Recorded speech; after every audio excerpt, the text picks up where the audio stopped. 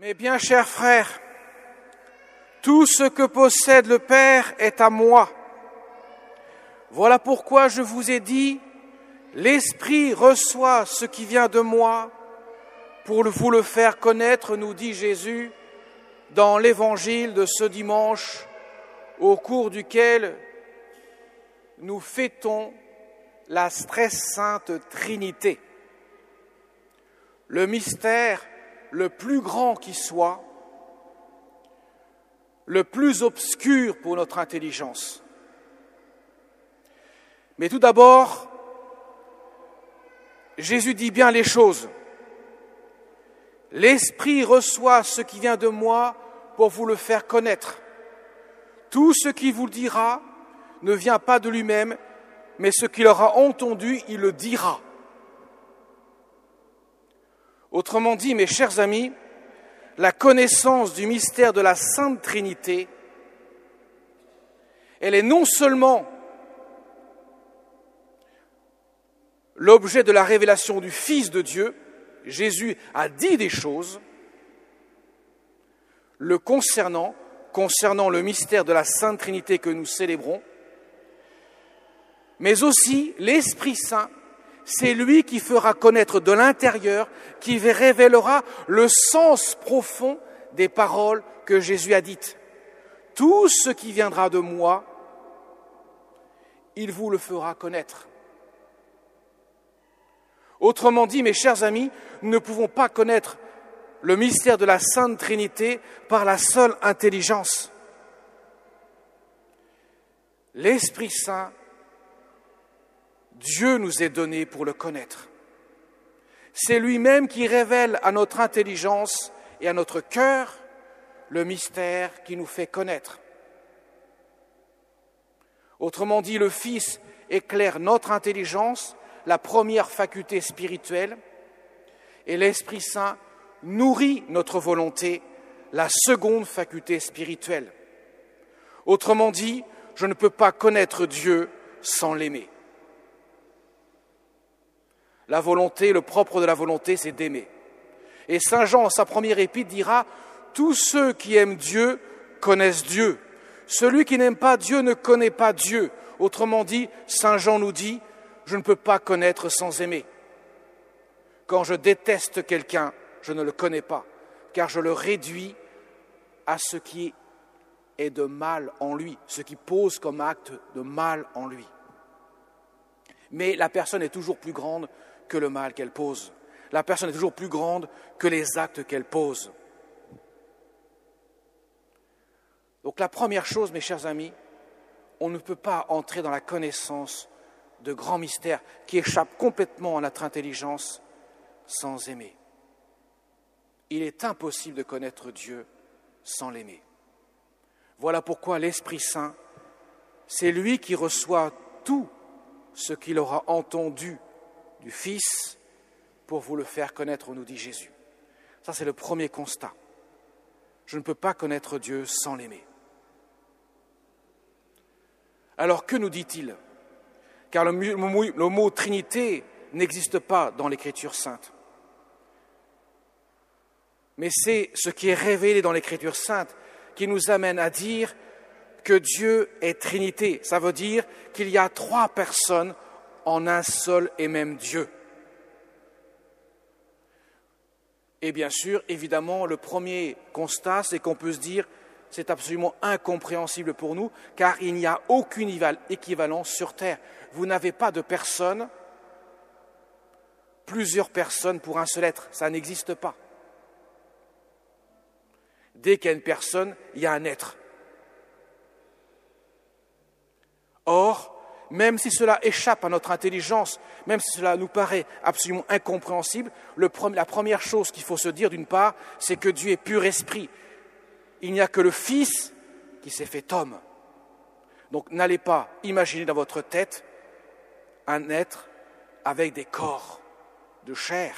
Il n'y a que le Fils qui s'est fait homme. Un pur esprit est absolument inimaginable, irreprésentable, puisque cela dépasse notre raison.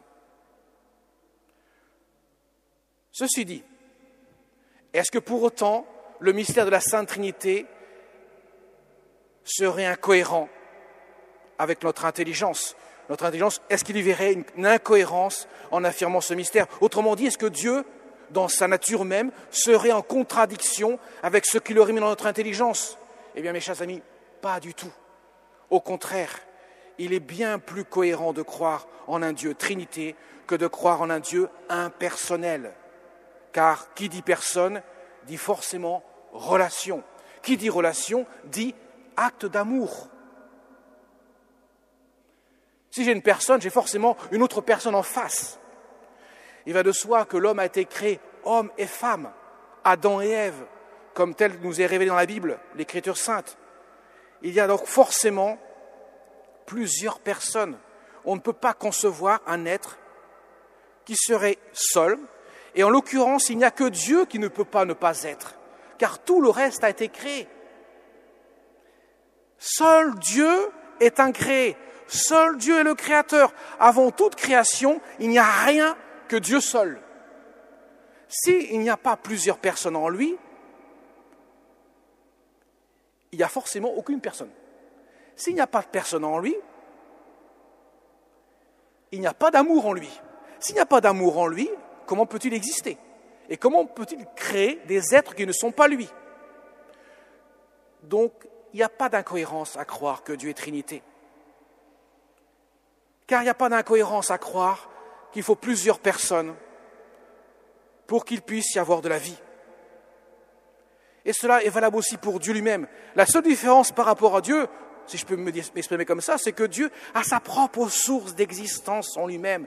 Il ne dépend de personne d'autre, car il ne peut pas ne pas être. Il est le seul être qui ne peut pas ne pas être. Il est le seul être qui est éternel, qui n'a ni commencement ni fin. Il est le seul être qui n'est pas dans le temps et dans l'espace, car le temps et l'espace, c'est du créé. Voilà pourquoi, quand le psaume 2 dit « Aujourd'hui je t'ai engendré », aujourd'hui ne se situe pas dans un temps précis. Aujourd'hui, c'est l'éternité.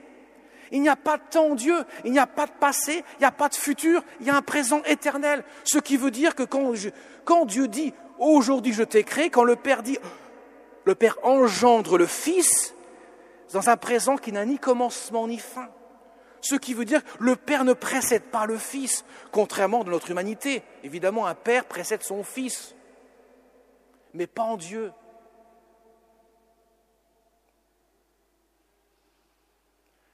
Le Père n'est que Père par rapport au Fils, qui est Fils. S'il n'y a pas de Fils, il n'y a pas de Père. En Dieu, il ne peut y avoir de personne préexistante à une autre. Dieu est éternel, ni commencement, ni fin, y compris dans les trois personnes divines qui sont subsistantes en elles-mêmes, qui existent en elles-mêmes, mais qui sont dans un seul et même être que Dieu. En Dieu seul, ces trois personnes existent. Le Père engendre le Fils. En engendrant le Fils, il donne tout l'être, tout son être divin au Fils, dans un présent éternel, sans commencement, sans fin. Le Fils est engendré du Père. La relation est différente. L'un engendre, l'autre est engendré. Il reçoit tout l'être du Père, de sorte que le Père et le Fils n'ont pas deux êtres différents, mais sont bien le même être, car l'être du Fils est l'être du Père. Et le Saint-Esprit procède de l'amour du Père et du Fils. Il n'est pas un troisième être qui viendrait en conséquence, car l'être du Saint-Esprit est le même que celui du Père et du Fils. Qu'est-ce qui distingue alors les personnes? Ce sont les relations qu'elles ont entre elles. Autrement dit, l'amour. L'un engendre, l'autre est engendré, et le troisième procède. Les relations sont distinctes, elles sont différentes. Elles donnent connaissance à de l'amour. Car l'amour, c'est donner. Jésus dira, la définition de l'amour, il n'y a pas de plus grand amour que de donner sa vie. Et en l'occurrence, pour donner sa vie, encore faut-il qu'il y ait quelqu'un qui la reçoive. Cet échange intra-trinitaire en Dieu fait qu'il existe éternellement, sans commencement, sans fin. Et ça peut être cohérent avec notre intelligence. Autrement dit, le mystère d'amour est la source même d'existence en Dieu, comme pour chacun d'entre nous. La seule différence, effectivement, c'est que nous ne la possédons pas en nous-mêmes, cette source d'existence. Nous ne cessons de la recevoir de Dieu. Dieu ne cesse de donner existence, vie à ce que nous sommes. Si Dieu n'existait plus, partait dans le néant, tout repartirait dans le néant. Rien ne pourrait exister sans Dieu, car la créature ne peut pas exister sans que le Créateur la maintienne dans l'existence. Alors comment Dieu pourrait-il être s'il n'était pas Trinité? Il serait forcément impersonnel, car je vous l'ai dit, on ne peut pas avoir une seule personne, il faut forcément un vis-à-vis. S'il n'y a pas de personne en Dieu, ça veut dire qu'il serait moins parfait que nous, qui sommes des personnes, ce qui est absolument incohérent. S'il n'a pas l'amour en lui, comment peut-il donner vie à des êtres qui ne sont pas lui? C'est incohérent. Même si je ne peux pas expliquer le mystère de la Sainte Trinité, car il dépasse de très loin ce que nous pouvons dire, cependant, il n'est pas incohérent à notre intelligence de croire ce que Dieu nous révèle. Et voilà pourquoi la seule intelligence ne suffit pas. Il faut l'amour. L'amour permet de connaître ce que mon intelligence ne peut pas comprendre. Que sans l'amour, c'est impossible. On le voit bien, les pharisiens, les sadduciens, les chefs des prêtres, les lévites, les docteurs de la loi. Qu'est-ce qu'ils reprochent à Jésus? Une seule chose. Tu prétends être Dieu alors que tu n'es qu'un homme. Oui, il est un homme, il s'est fait homme, mais il est aussi Dieu. Mais pour l'esprit de ces messieurs, il est impossible que Dieu soit homme, car il est impossible que Dieu s'incarne. Mais pourquoi Dieu ne pourrait pas s'incarner? C'est marqué où dans les Écritures, ça? Ils ont limité le pouvoir de Dieu aux bornes de leur intelligence.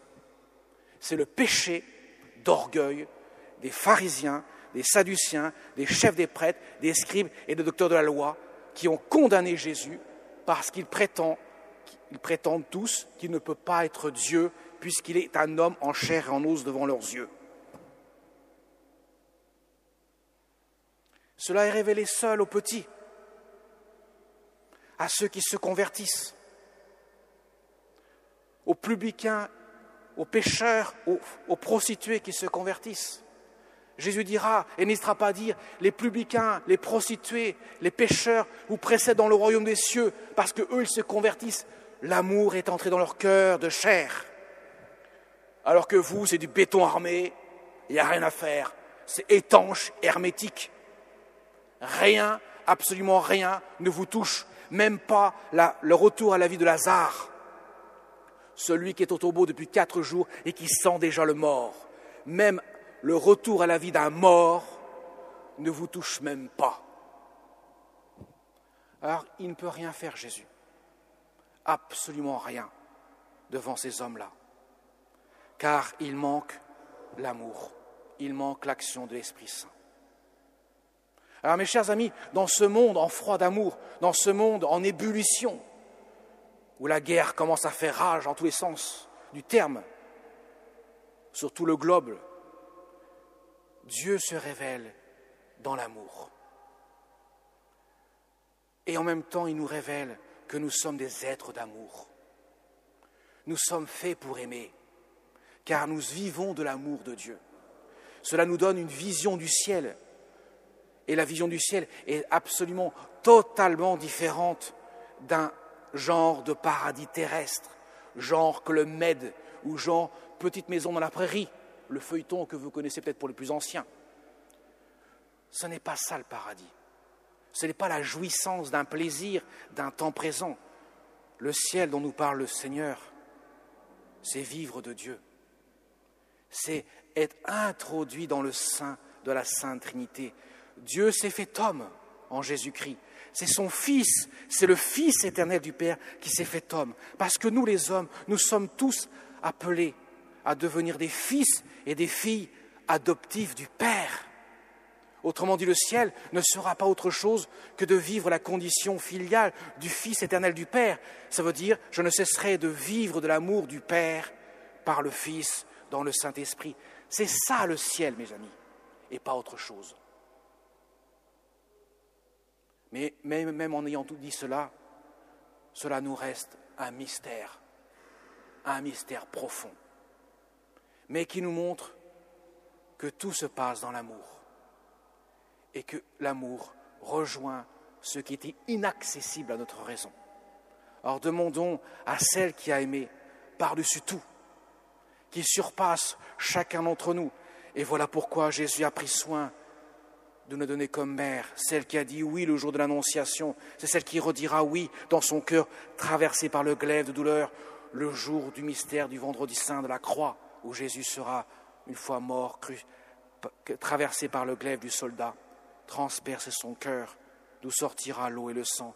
Marie révélera au monde le oui éternel qu'elle donne à son Fils, à son Dieu. Et par ce oui, nous pouvons nous inscrire dans ce oui et ainsi, par l'amour, nous laisser porter par notre mère qui a reçu cette mission d'être notre mère pour nous conduire au pied de la croix, là où Jésus déverse sa miséricorde infinie. Amen.